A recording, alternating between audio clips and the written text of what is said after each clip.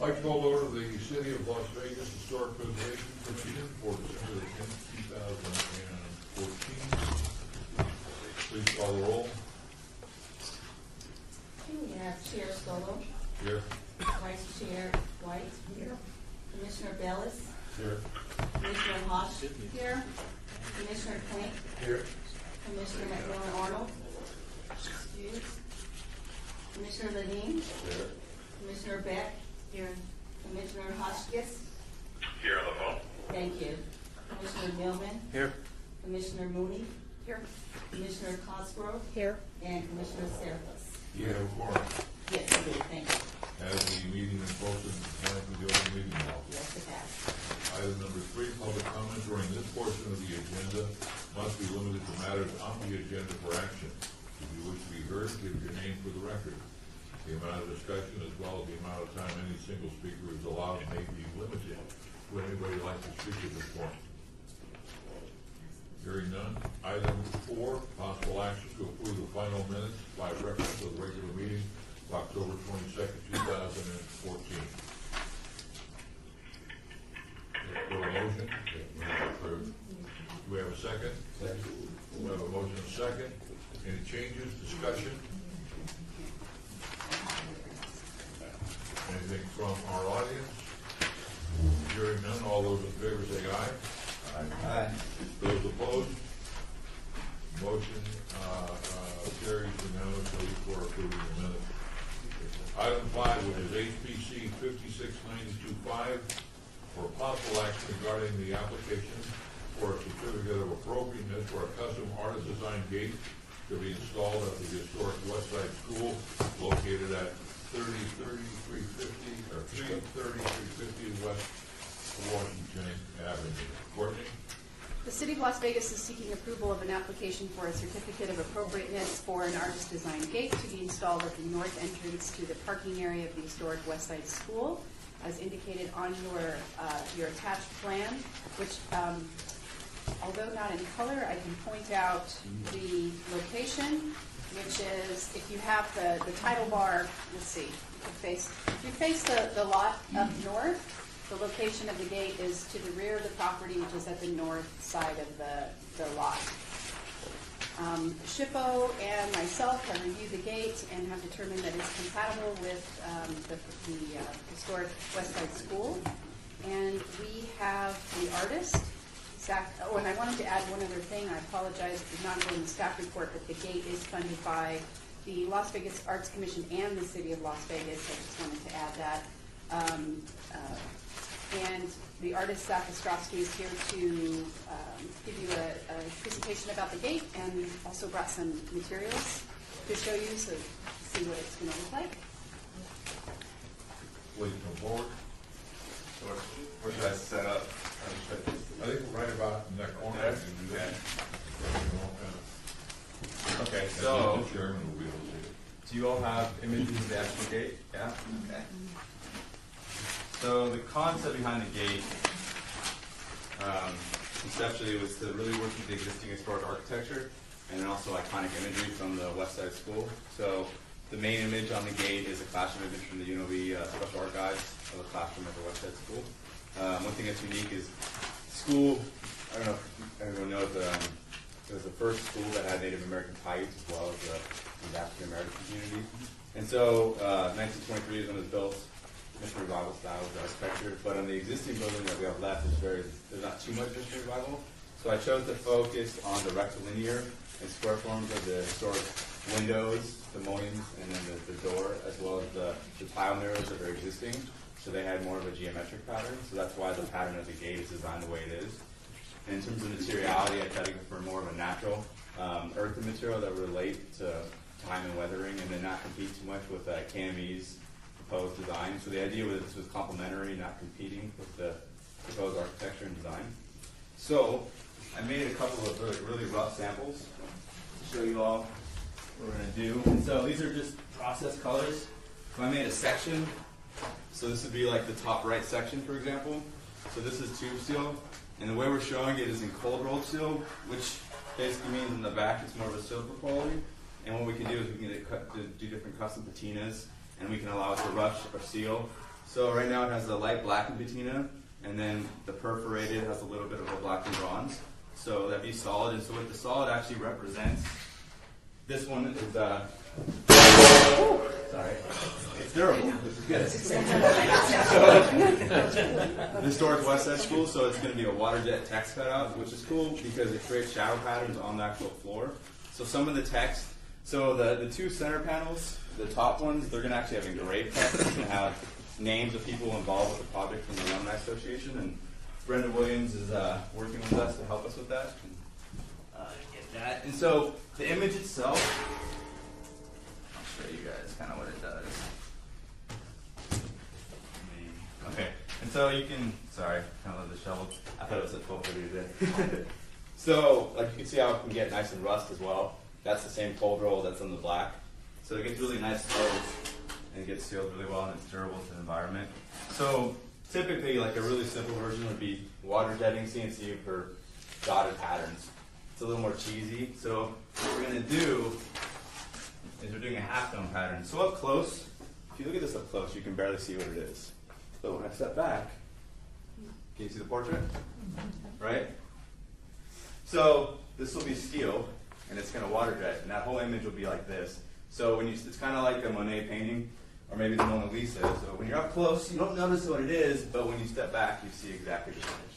And it also shows the whole image on the floor as a shadow pattern. So the best example is if you've ever been to Springs Preserve, they have right now the Solar Decathlon House, and they have a perforated screen that has a similar effect. So the shadow is also the graphic below, which is kind of nice.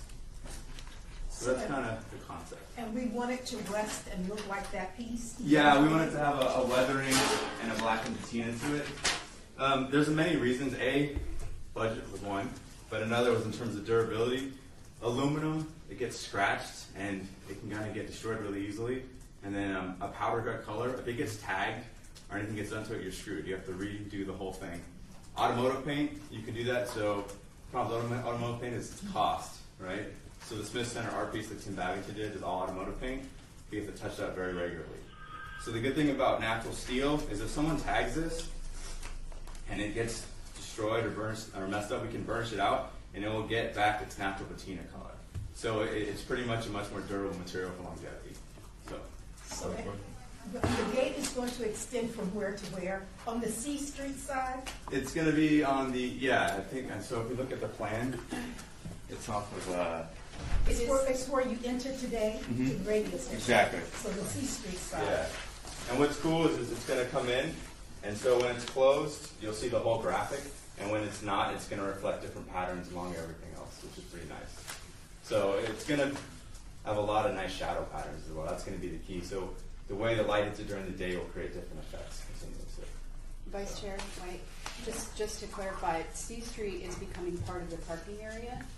So it's actually terminating into the parking lot. So this entrance is off of the newly created pass-through at Adams Avenue. So instead of that cul-de-sac that we have there now, that is now becoming part of that parking area. Okay, I see. And then the engraved, this is not necessarily engraved, but this is the same effect. Engraved kind of does that. And you all seen, I mean, City Hall's got a bunch of engravings all over bronze. Same kind of concept, though, that you'll see on the wall. And that'll be the text of actual alumni will be engraved like the iconic bronze one we have in town. Other questions?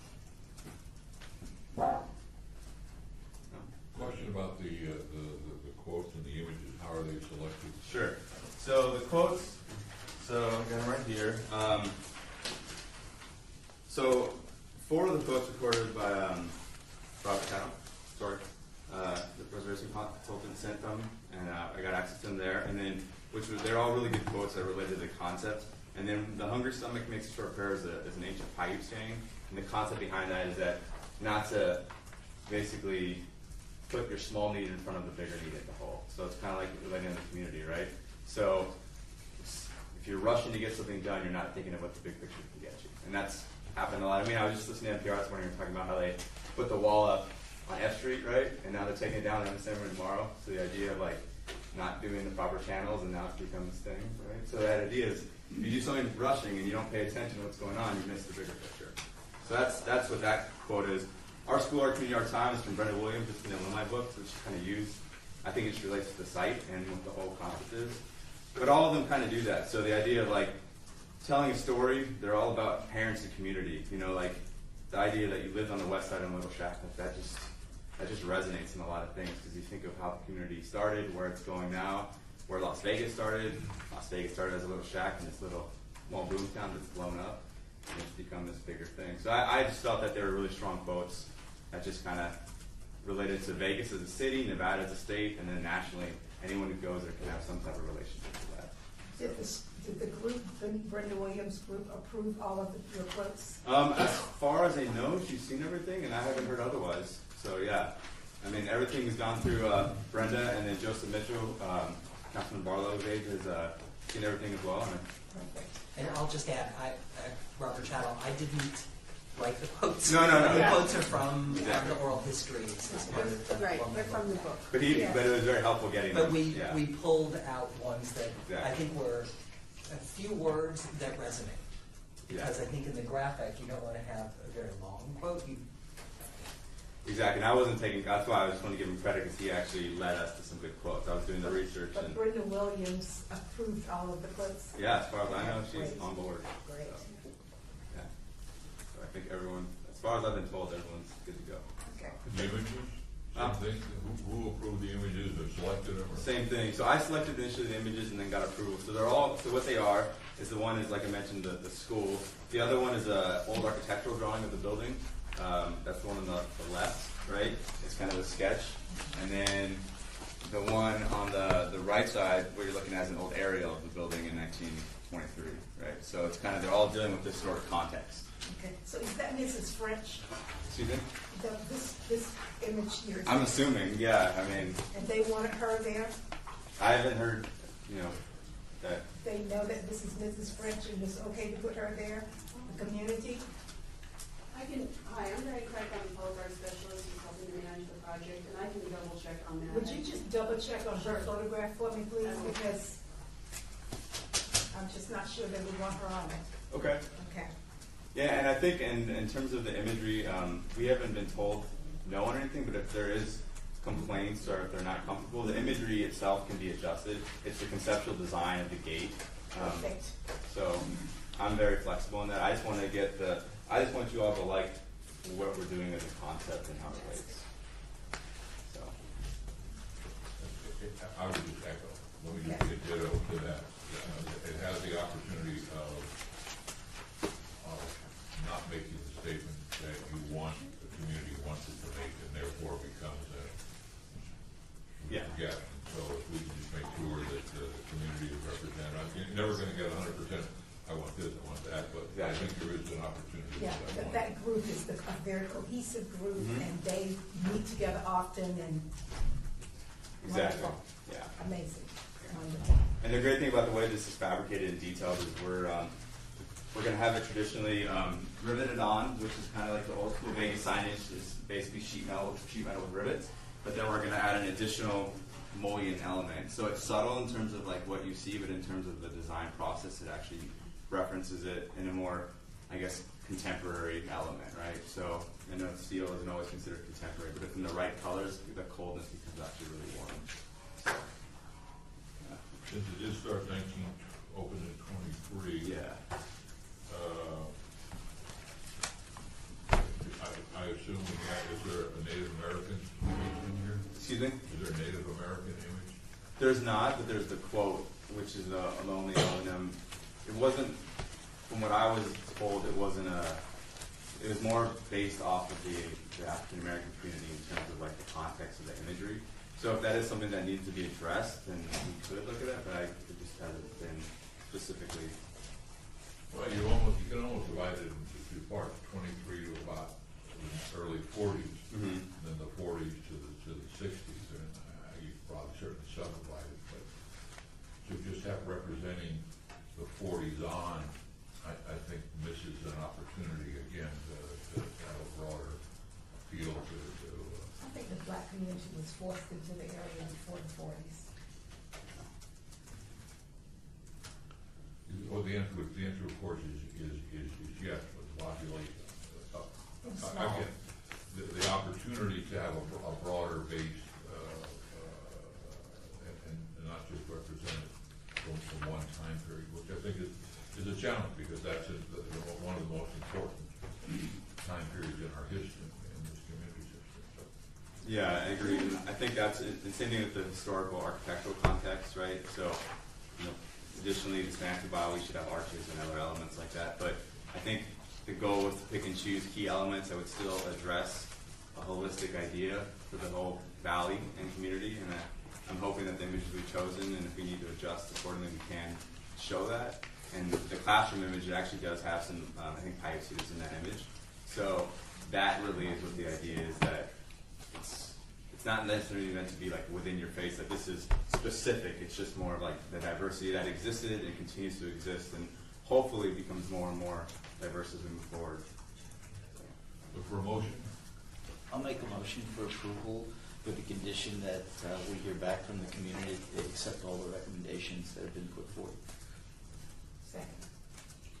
Further discussion from the audience? I was just going to suggest that if, Courtney, I think it would be appropriate to circulate the final design based on the comments that we heard today, just to make sure that you're all comfortable with the questions that you've raised and they've been answered. How's that? Any other comments? All those in favor say aye. Aye. Those opposed? Motion carries. Thank you very much. Thank you.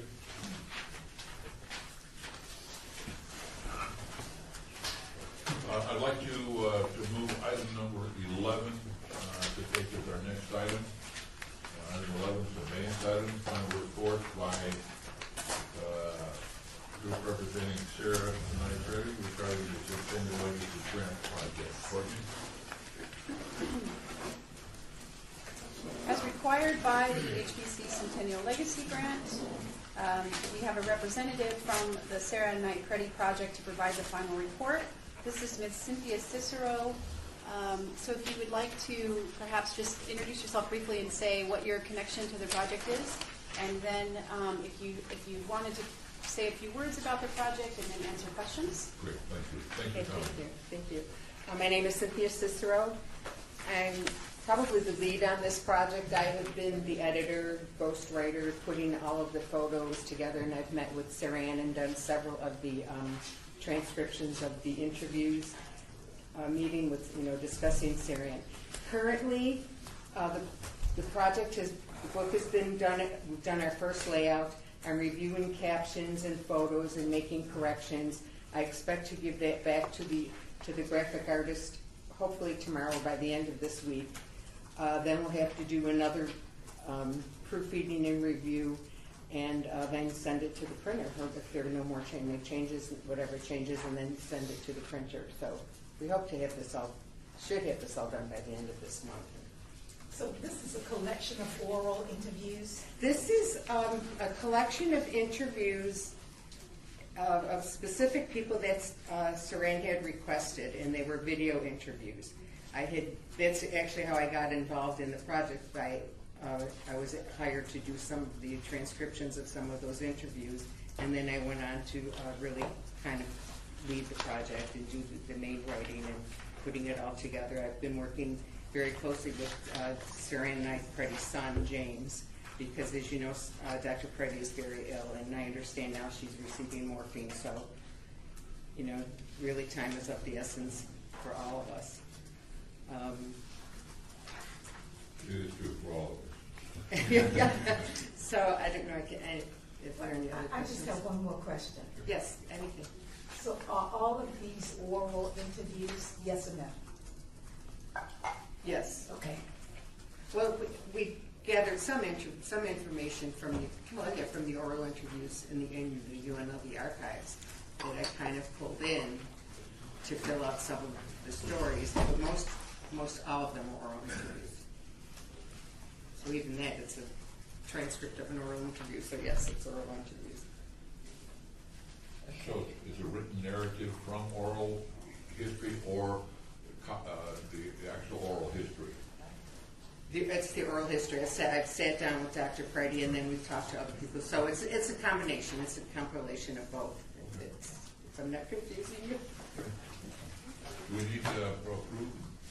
Nope, this is just a report. Okay, any questions from the commission? Questions? So hopefully, the beginning of the year, we should be able to see a copy. I'm hoping. That's my plan.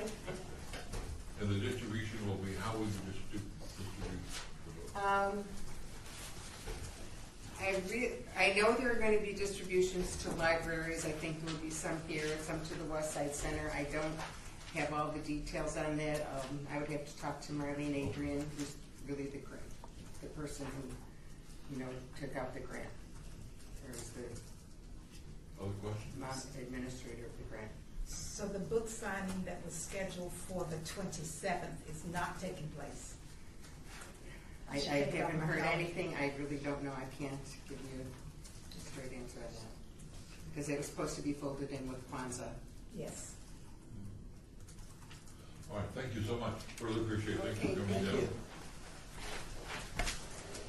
Turn to the agenda, we'll move to item number 6, which is HPC 56942, Council Act regarding the draft amendment to the nomination of the National Register of Historic Places to include the 1948 building, the historic West Side.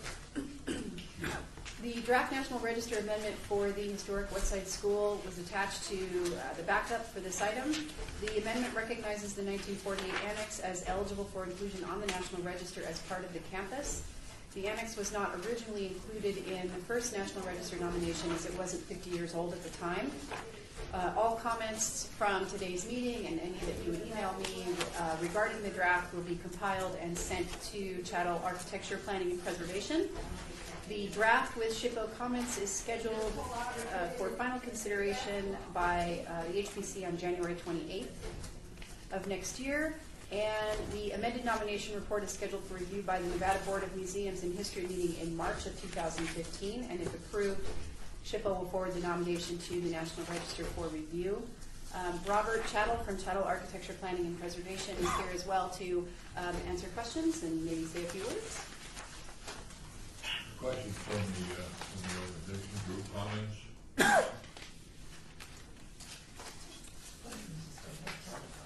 Well, just a couple of things. Mr. Chair, if I could Hopefully. maybe just set a stage for where this is in the process, if I could. We're about to start rehabilitation of the complex, and we're utilizing the federal investment tax credit, or at least the potential for utilizing the tax credits. We are using new markets tax credits. The City Council next week at their meeting will authorize the contracts with the contractor and others to move forward with the project. Part of that includes the applications that we've made for the federal tax credits. And we've already processed what's called a Part 1 certification application, which identifies the 1948 building as now contributing to the historic character of the site. In order to ultimately, when the project is complete, utilize those tax credits, you have to amend the National Register nomination. So that is what is before you, the amendment. We wanted to give you an opportunity to see the draft in an informal way, because when it comes to you in January, once we've incorporated any comments you may have, it'll already be along in its process. And that will be a formal commenting project effort by the city to comment on the nomination that's before the state board. We spoke with staff in Carson City earlier today, and the meeting apparently will actually be in April. It'll still be hopefully on your January agenda. So that's the umbrella on which this is. I had a couple, I've had this ongoing with other reports that we have, and it's the smallest thing, but to me it bothers me, and that is we talk about the population, and we refer to a secondary source, in this case Gene Moring's book. Why we don't refer, when we're talking to the census, to the primary document, which is the U.S. Census, and we would refer to somebody's interpretation of the U.S. Census. But that's not just with this one, it's just with other ones that we have. I'm concerned with some of the, again, we're relying on secondary sources, and when you do that, we've had that problem before. This is not the earliest business district in Las Vegas, McWilliams Town Site. Clearly, there was one of significance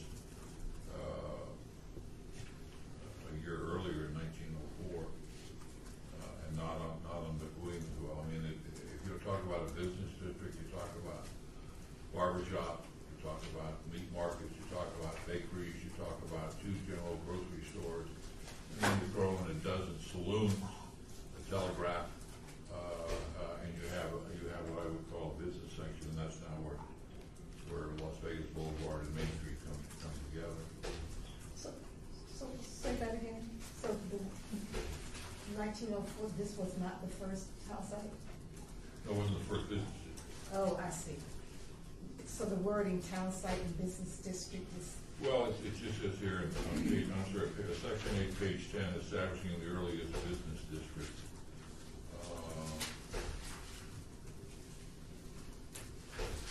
And I don't think the Las Vegas Land and Water Company was a partner of the railroad. It would call it a subsidiary. And I'm not sure why it was necessary to say that the railroad was selling to speculators. I'm sure they were, but that's not who they were selling to. They're selling to speculators. I had several kind of odd questions about that.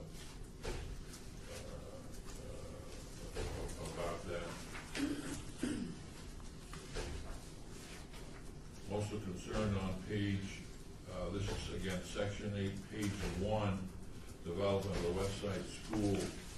By 1922, the existing elementary schools were overcrowded. Las Vegas voters approved the sale of bonds to raise funds for the construction of new school buildings. And the footnote references an article from February, where the footnote should really reference an article referring to the actual sale of the bond that they approved, and that was March 4th, 1922, page 1 of the Las Vegas Age. Again, these things to me are really very, very important, and so even the smallest, these become documents that we should all be able to refer to. We've also had some questions about land being donated by Helen Stewart. It turns out, in fact, it wasn't donated. I don't know about this one, but whenever I see Helen Stewart donated the land, it turns out the Indian reservation was not donated by Stewart. She sold it. So I just had a question on that.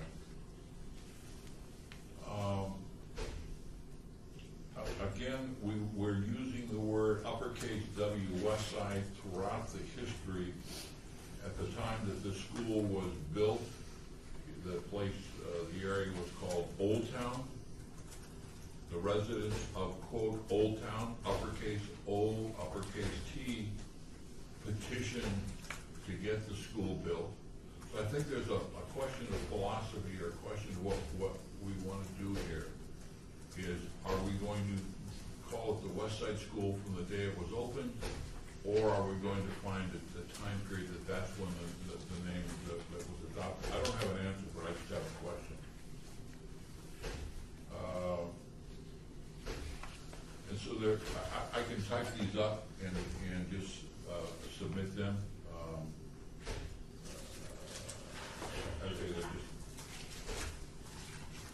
As you can tell, I enjoy reading these and looking up the references, and again, they're very important documents to get as tight as we can. So those are just my comments. I have a question. Yes. On the topo map at the end, should this have the location? It will. Okay, all right, thanks. So I don't know if that's the issue of when you transfer you change the name from Old Town to West Side. Is that? I happy to do a bit of research on that and add some language and why we're using the word west side. But just to be clear, it was branch number 1, Las Vegas Grammar School, is a historic name. So any name that we assign to it is going to be all the some modification of that. For whatever reason, the newspaper, The Age, I have not checked. I want to see what the review says, but they refer to themselves as the Old Town People in uppercase throughout the 21, 22, and into 23.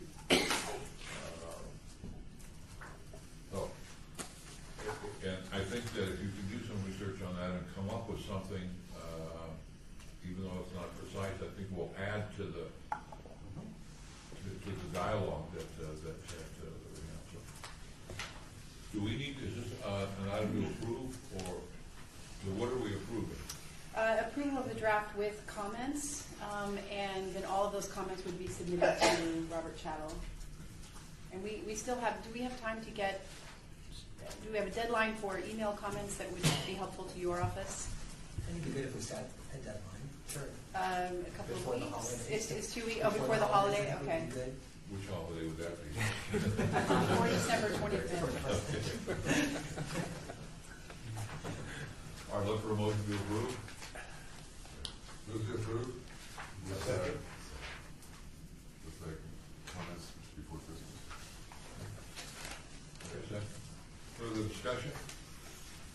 All those in favor say aye. Aye. Those opposed? Motion carries unanimously. Robert, thank you very much. Thank you very much. I think it was good to get your comments early so that when you see the final draft, we will address it. So thank you. Okay. Item number 7, HPC 56943, Bob Blank regarding the historic preservation budget. What, do you want to say anything before we take a vote? The attached budget reflects the changes as approved by the Commission for the Las Vegas Centennial on October 20th, 2014. Staff recommends approval. Look for a motion. Move to approve. Second?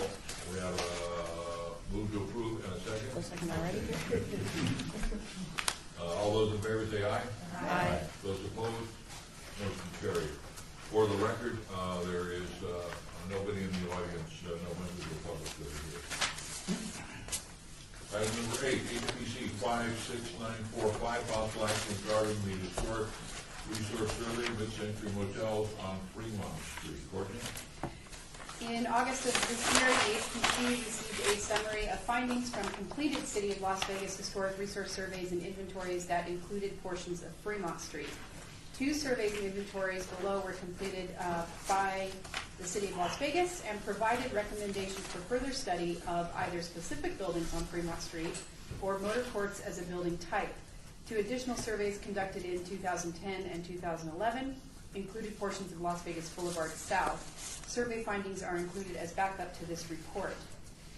The HPC has expressed interest in implementing the recommendations provided in previous surveys via additional historic surveys.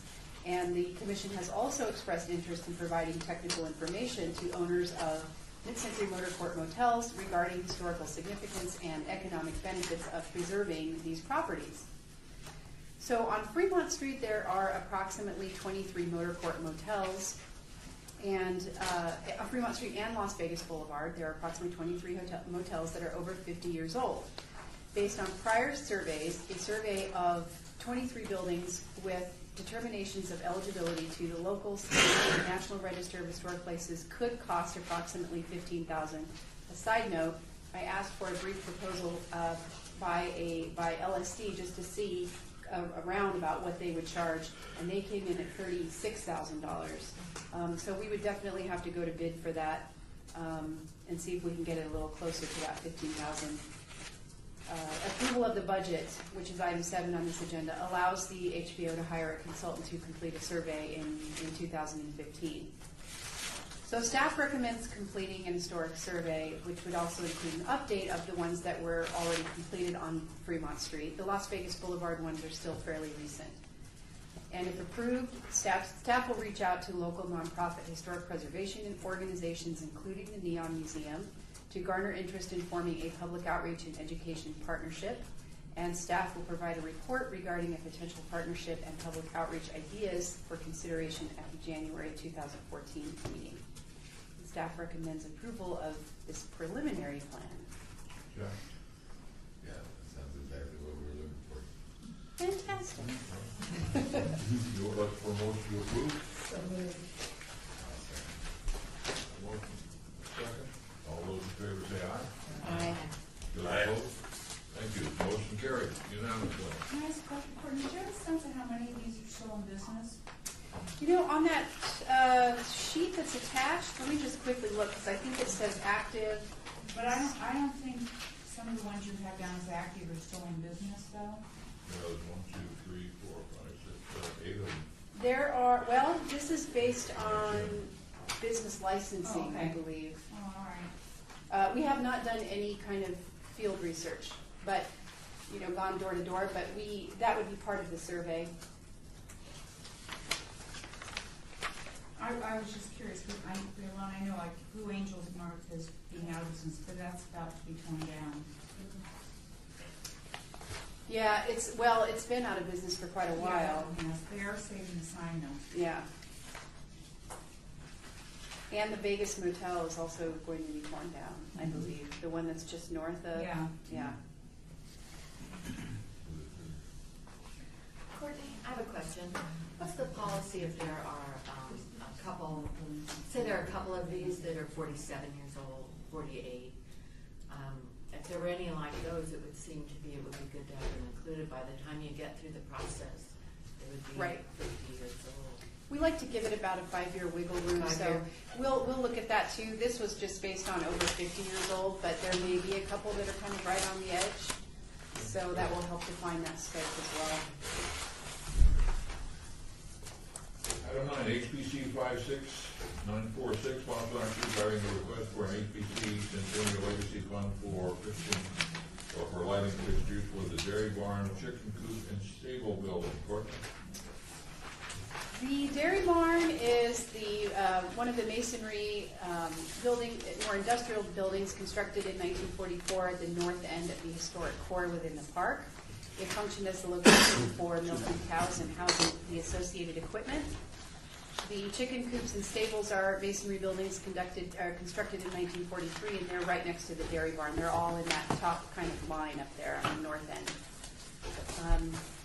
All of these buildings are currently part of the area which is being leased by the nonprofit organization Horses for Heroes, and they have requested functioning lighting in each of these buildings. Their lease agreement states that they're required to maintain existing equipment, and any new equipment must be compatible with the historic architecture.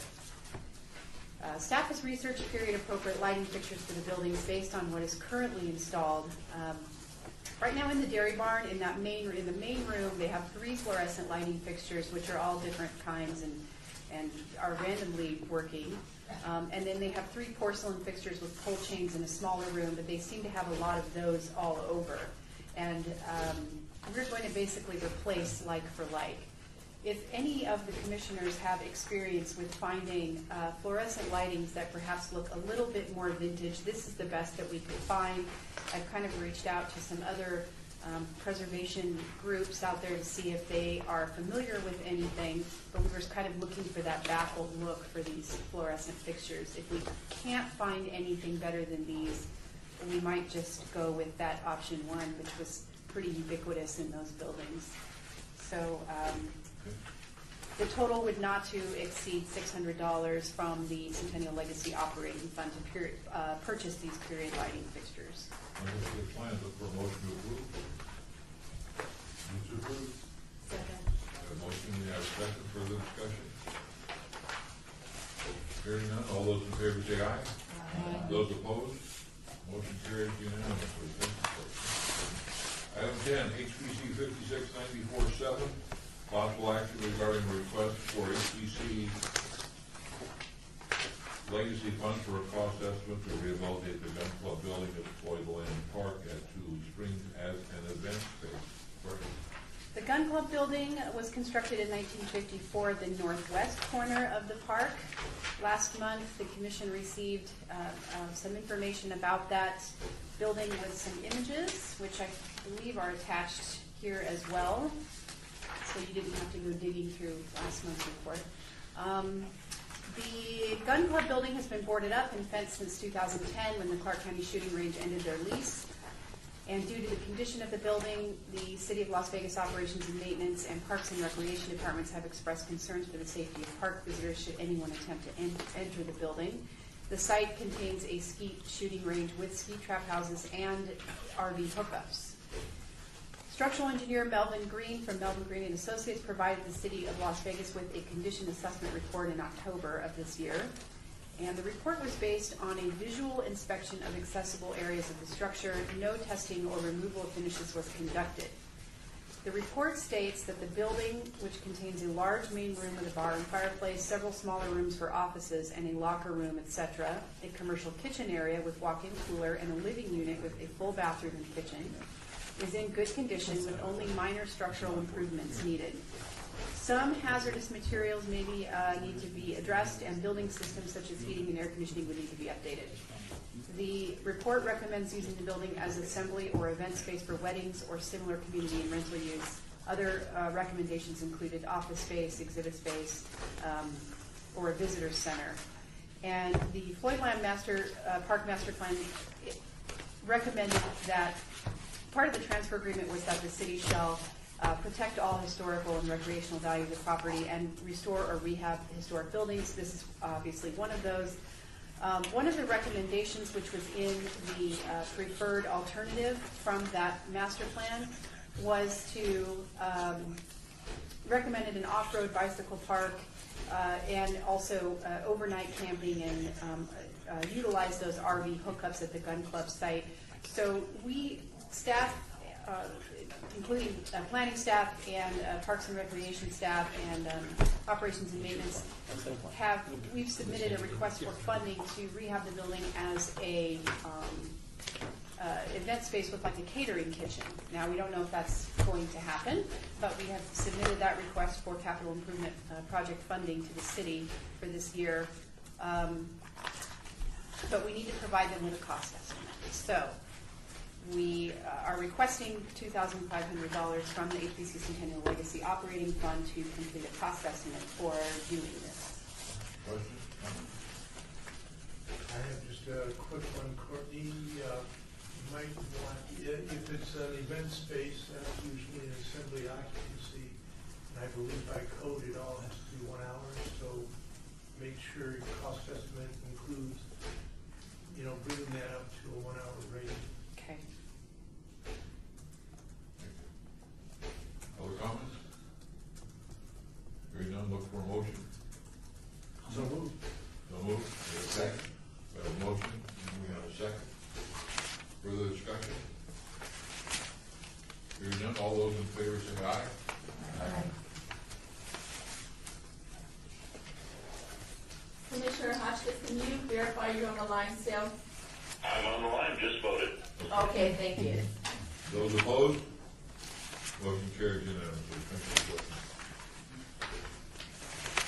Item number 12, report by Department of Planning regarding Historical Waste Commission, agenda item from the October 27th meeting.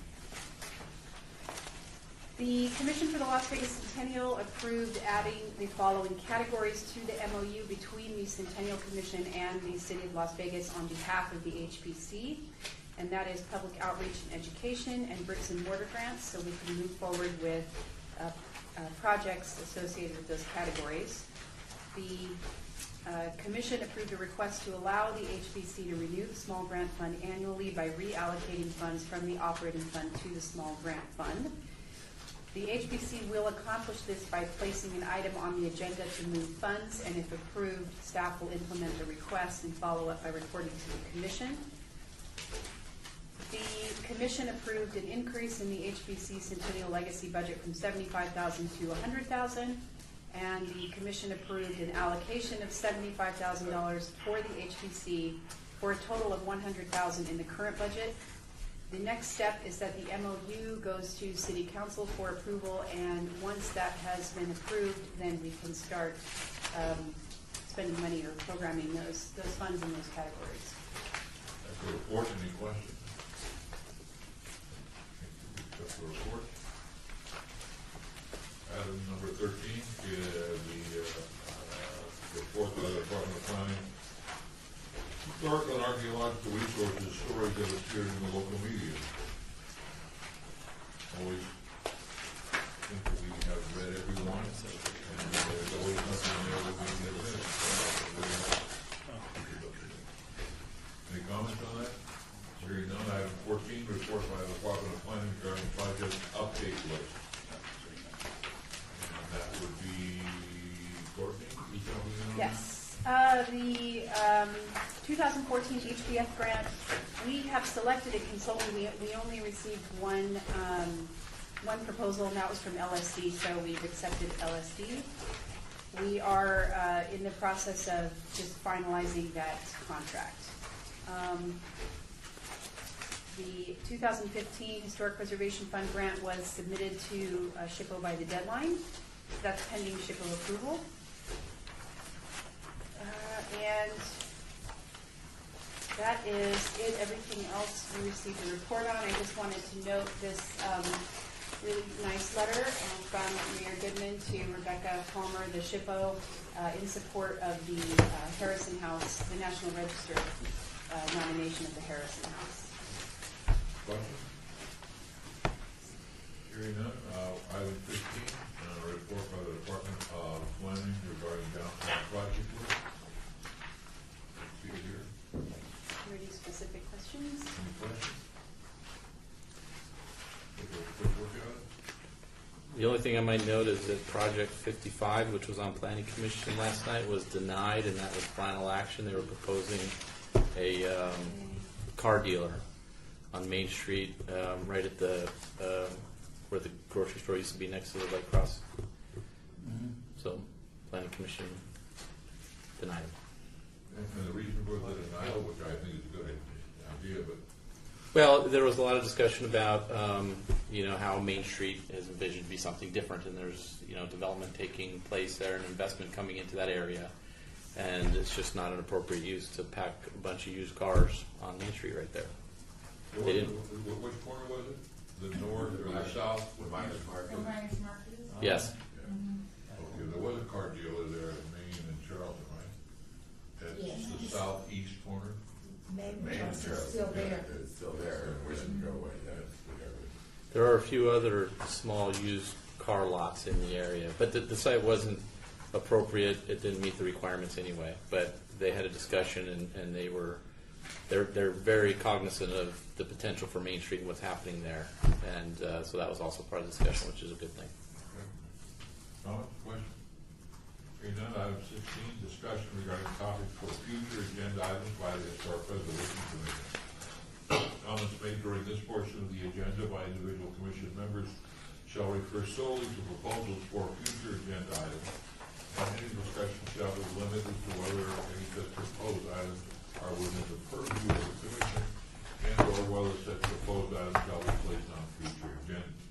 No discussion regarding the substance of any proposed topic shall occur, and no action shall be taken regarding the proposal. Would we like to put it on the agenda for the next time around?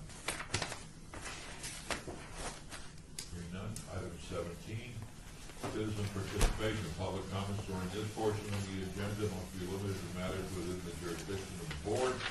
No subject may be acted upon by the board unless that subject is on the agenda and is scheduled for action. If you wish to be heard, give your name for the record, the amount of discussion, and single subject, as well as the amount of time. Any single speaker's allowed may be limited. Let the record show we have nobody in the audience. We are adjourned.